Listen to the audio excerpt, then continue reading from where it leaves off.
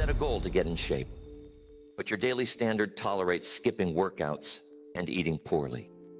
You set a goal to build wealth, but your daily standard allows lifestyle spending that absorbs every dollar. The goal can't survive on top of the standard that contradicts it. Here's the truth. Goals are not the variable. Standards are the variable. The standards are what determine your daily behavior. Daily behavior, sustained for years, is what produces every outcome you've ever called a goal. Without the right standards, the goal can't arrive. With the right standards, the goal arrives almost automatically as a byproduct of how you've been living. You see, this is one of the most ignored truths in modern personal development. The whole industry is built on goal setting, New Year's resolutions, vision boards, quarterly OKRs, big, hairy, audacious goals, all of it focused on what you want to achieve. Almost none of it focused on what you actually accept from yourself daily. And the gap between the ambitious goal and the unambitious daily standard is where the failure lives. Today, I want to walk you through 5 things you must understand about this. By the end, you'll see why most of your goals have been failing for years. And you'll see exactly what to do instead, starting today, before you set another goal that's doomed by your current standards. Spoiler, the answer isn't more discipline. The answer isn't a better goal-setting system. The answer is to stop setting goals entirely for a period, while you raise the daily standards that everything else depends on. That single shift produces more results than 10 years of ambitious goal setting ever did. Now, before we get into the 5 things, you have to understand what mismatched standards have been costing you for years. Because most people who set ambitious goals don't see why the goals fail. They blame motivation. They blame circumstances. They blame their willpower or their schedule or their tools. They keep setting bigger goals, hoping that this time the result will be different. It isn't and won't be, as long as the standards stay where they are. Here's the truth. Every goal you've set in the last decade that didn't happen because your standards couldn't support it. The goal required behavior that your daily floor didn't tolerate. The goal asked for a version of you that your standards weren't producing. So the goal lived in your head for a while, then quietly died, while your standards kept producing the version of you they always had. You see, the goal and the standards are on different planes. The goal lives in aspiration. The standards live in daily reality. The aspiration can be set in 5 minutes on a Sunday afternoon. The daily reality is what's actually happening, 24 hours a day, every day of your life. The aspiration can't override the reality. The reality is what it is. But here's what most goal-setting people don't realize. They've been treating goals as the leverage point. The goals were never the leverage point. The standards were. The years of goal setting that produced nothing were years that could have been spent raising standards. The standards would have, in turn, produced the outcomes the goals were aimed at, almost as byproducts. You cannot exceed your standards, period. The version of you that your standards produce is the version that operates every single day. That version is what hits or misses the goal. If the standards don't produce a version of you that's capable of reaching the goal won't be reached. No amount of motivational language, planning, accountability, or willpower will overcome the gap between your goals and your standards. You must take this seriously, because the goal-setting industry has trained you to believe the goals are the problem. They aren't. The standards are. And the standards can be raised deliberately over a year or two in ways that will then produce goal-level outcomes without you ever having to set the goals. 5 things, all about standards. By the end, you'll know exactly why your goals have been failing and exactly what to fix instead. The first thing you must understand is the difference between a goal and a standard. They sound similar, they're related, they're not the same thing. And confusing them is what produces a decade of unmet ambitions. You see, a goal describes an outcome you want to reach. Write a book, lose 20 pounds, save $100,000, build a business. Each goal is a destination, a point in the future where the desired outcome has been achieved. The goal is aspirational, specific, and time-bound in the best formulations. None of that by itself produces behavior. A standard, on the other hand, describes behavior you hold yourself to daily. The minimum daily writing you'll do, regardless of mood. The minimum daily movement you'll engage in. The minimum financial discipline you'll maintain. The standards aren't destinations. They're the baseline behaviors that, sustained, produce the destinations. Here's the truth. Goals are not behavior. Standards are. The goal is something you want. The standard is something you do. Goals can sit in your head for years without producing any action. Standards, once installed, produce action every single day without negotiation, because the standard defines what you do, regardless of whether you feel like it. The fix is to translate every goal into the standards it would require. Not as a one-time exercise, as your default mental move. Whenever you have a goal in mind, you ask, what's the daily standard that would, if I held it for 2 years, produce this goal as a byproduct? The answer is almost always a specific daily behavior at a specific minimum level. The book goal becomes 30 minutes of writing every day minimum. The weight goal becomes a minimum amount of daily movement plus specific food rules. The wealth goal becomes a minimum monthly investment plus a spending cap. The business goal becomes a specific number of outreach actions or product building hours per week. Each goal translates into a set of daily standards. You then drop the goal entirely, mentally, and focus on the standards. The standards are what you hold yourself to. The goal becomes the natural result of the standards running for long enough. You don't have to think about the goal. You think about whether you hit your standards today. That's the only question that matters. This shift from goal-focused to standard-focused thinking is one of the most important moves in adult life. Most people never make it. They keep their attention on goals that they're not behaviorally supporting. The attention stays misallocated. The years pass. The goals stay unreached. The standards never get raised because the attention was on the wrong layer the whole time. Make the shift. You have to translate every goal into standards.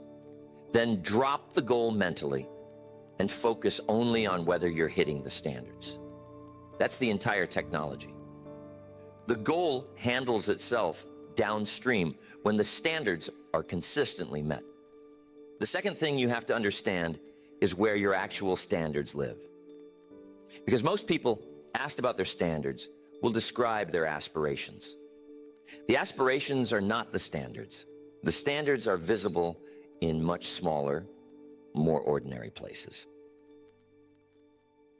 You see, your real standards are visible in how you handle the small things, how you make your bed, whether you finish what you start, how you respond when somebody disrespects your time, the tidiness of your workspace, the promptness of your replies to important messages, the cleanliness of your daily diet, the consistency of your sleep schedule, the dozens of small daily decisions that don't feel like much individually, but that taken together describe the actual standards you operate under. Here's the truth. The small daily things are not separate from the big aspirations. They are the same standards applied to different scales. The person who can't keep their kitchen clean is unlikely to build a clean and successful business. The person who doesn't follow through on small commitments is unlikely to follow through on large ones. The person who lets their daily diet slide is unlikely to build the body they say they want. The pattern of behavior at the small scale is the pattern that will run at the large scale. You cannot operate at one set of standards on the small things and a higher set on the big things. The standards are continuous. They show up everywhere. The fix is to audit your standards at the small, daily level, because that's where the actual variable lives. Walk through your day with an honest eye. How's your bed? How's your kitchen? How are your daily commitments to yourself? How tight is your schedule? How consistently do you follow through on small things? Each answer is data about where your actual standards are running. And if the small-scale answers are weak, the large-scale aspirations will keep failing. The fix is not to set bigger goals. The fix is to raise the small-scale standards first. Make the bed. Finish what you start. Reply promptly. Keep the workspace tidy. Eat clean. Sleep consistently. Each one is small. None of them are dramatic. All of them raised together produce a version of you that the previous version of you could not produce. And from that new version, the larger aspirations become reachable. Not because you set bigger goals, because the standards that produce the small behaviors also produce the large outcomes, scaled appropriately. This is why standards first work is more powerful than goal first work. The standards apply to your whole life, not just the goal area. Raising them affects everything simultaneously. The goal is one outcome of standards. The full life that runs at higher standards is the actual outcome. The goal is a small subset of what the higher standards produce. The third thing you got to understand is why raising standards is hard. It's not because it requires more effort, exactly. It's because it requires raising the version of you that's allowed to operate on your worst days. Most people accept a low floor for themselves on tired days, stress days, bad mood days. Raising standards means removing that low floor. The version of you that runs on bad days has to be higher than it used to be. You see, this is the part that almost nobody talks about. Standards aren't tested on good days. Good days run themselves. The motivation is there. The energy is there. The discipline isn't required. Standards are tested on bad days. The day you're tired, the day you're stressed, the day something went wrong, the day you don't want to do the thing. On those days, your actual standard reveals itself. The standard is whatever you do on the worst day, not the best one. Here's the truth. The standard is not what you do on your good days. The standard is what you do on your worst day.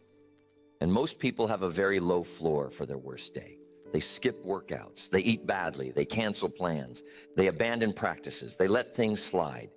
The bad day version of themselves operates at a level dramatically lower than the good day version. And that low floor is what their actual standards are. The fix is to raise the floor specifically, not to be perfect every day, to be acceptable on every day, including bad ones. The minimum is what you hold to, regardless of mood.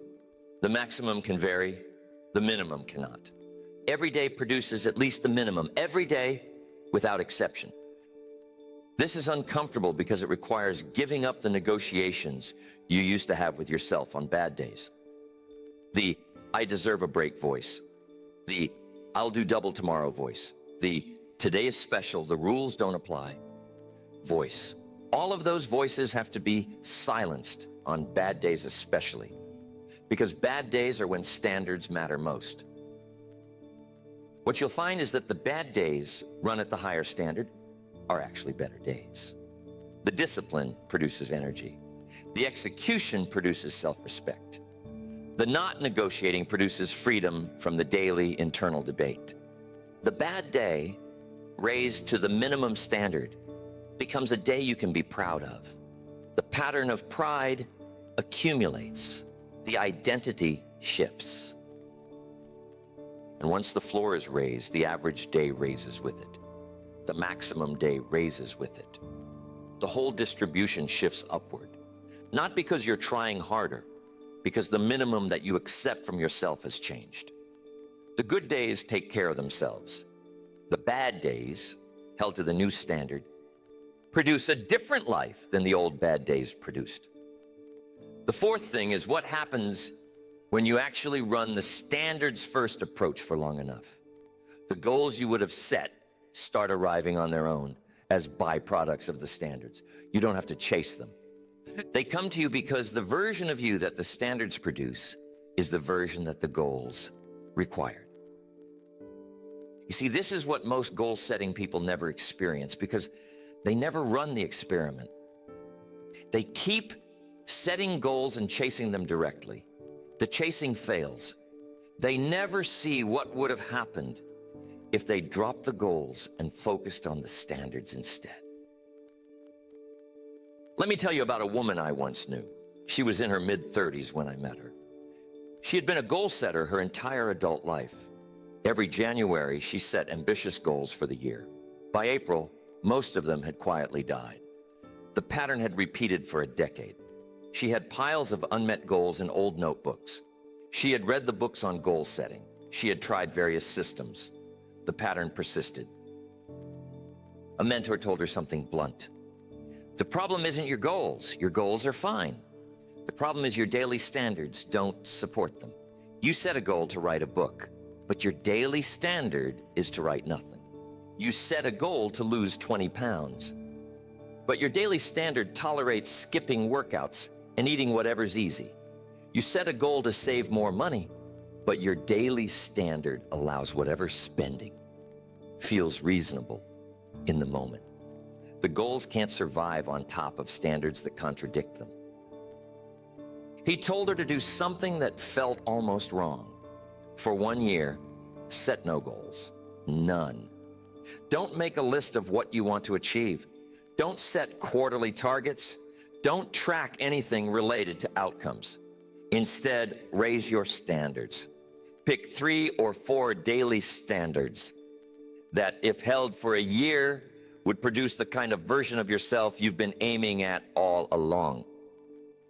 She took the advice. She picked 4 standards. 30 minutes of writing every morning, no exceptions. A minimum amount of daily movement, no exceptions. No processed food during the work week. In bed by 10:30 every night. Those 4 standards held every day for 1 year. The first month was hard. The standards kept getting tested. She missed days. She caught herself. She kept holding the line.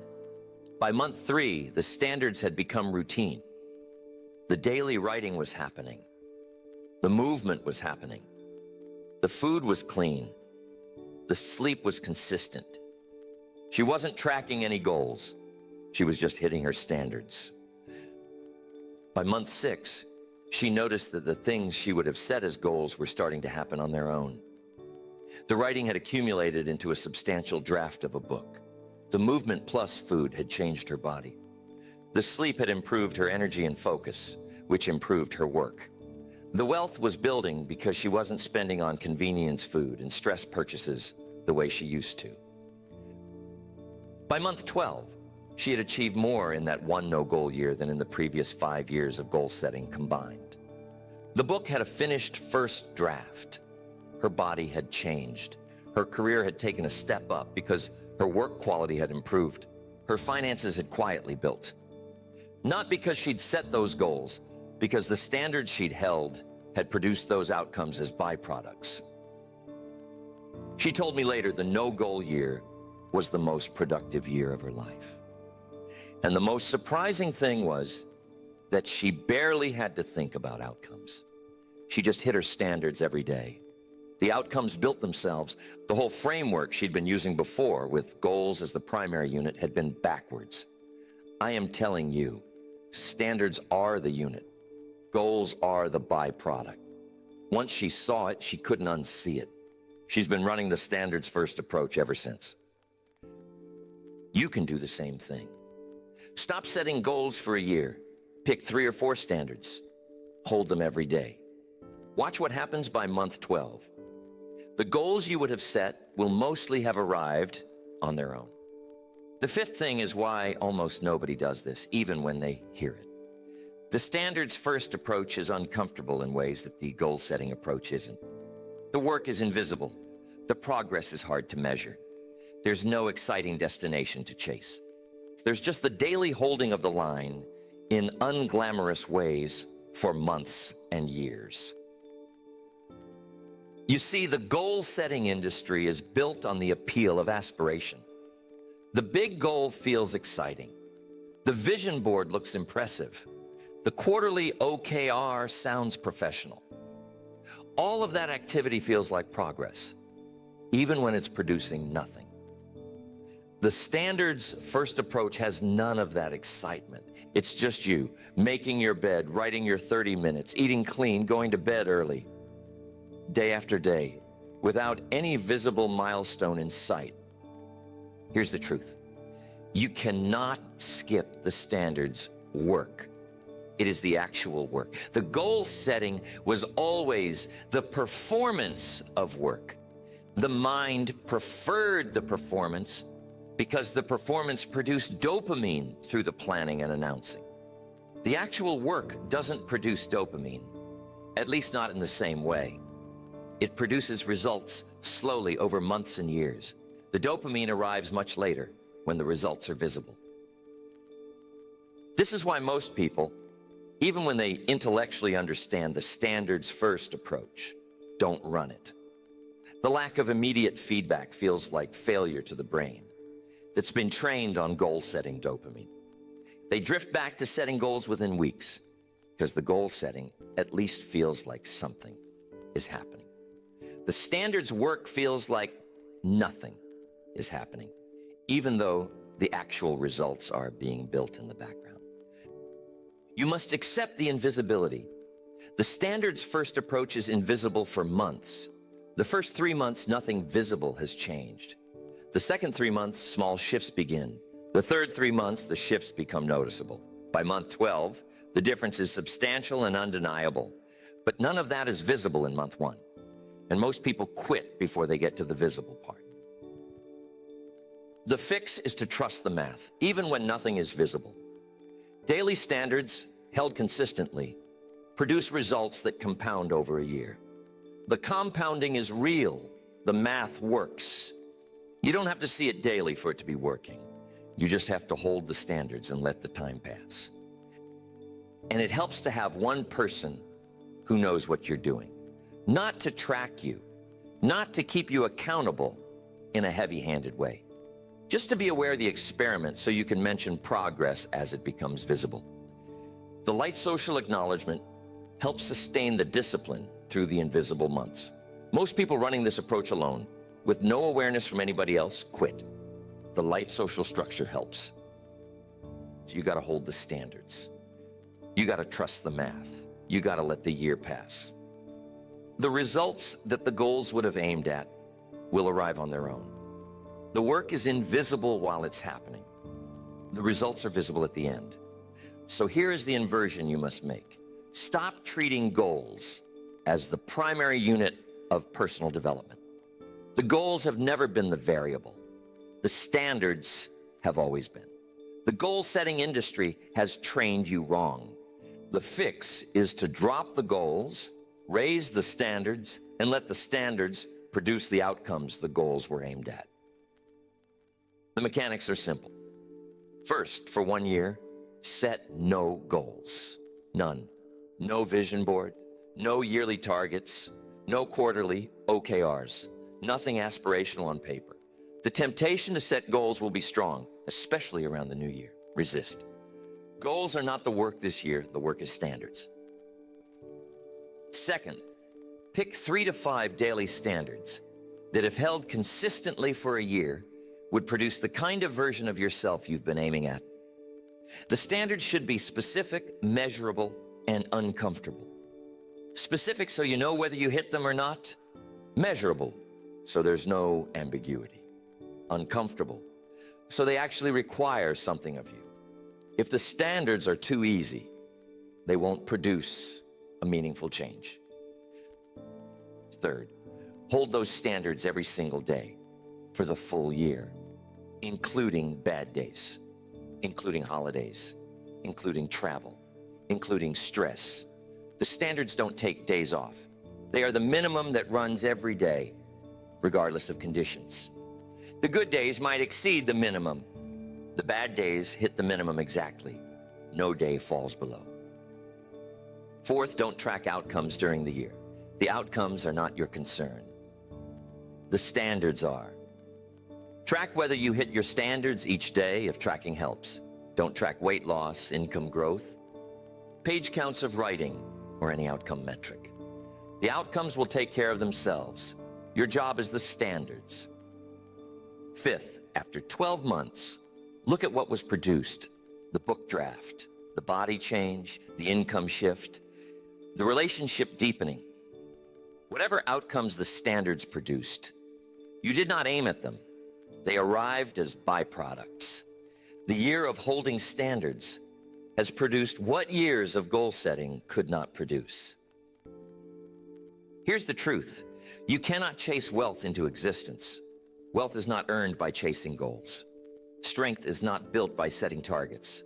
Mastery is not produced by aspirations. All of them are byproducts of daily standards held consistently for years. The goal-setting industry sold you a different story. The story was wrong. The data is in. The standards-first approach produces what the goal-first approach never could. That's the whole reframe. Drop the goals. Pick the standards. Hold them daily. Let the year produce what it produces. By month 12, you'll have seen the proof. After that, you'll be running standards first for the rest of your life. Listen, here's what I want you to carry with you. The goals that have been failing for years aren't failing because the goals were wrong. They're failing because your daily standards don't support them. The fix isn't to set better goals. The fix is to drop the goals entirely for a period while you raise the standards that produce all the outcomes you've been chasing. Tonight, sit down and pick 3 to 5 daily standards. The ones that, if held for a year, would produce the version of you that the unmet goals have been hinting at. You must make them specific. You must make them measurable. You must make them uncomfortable. Don't pick too many. 3 is plenty. 5 is the absolute maximum. Then starting tomorrow, hit them every day.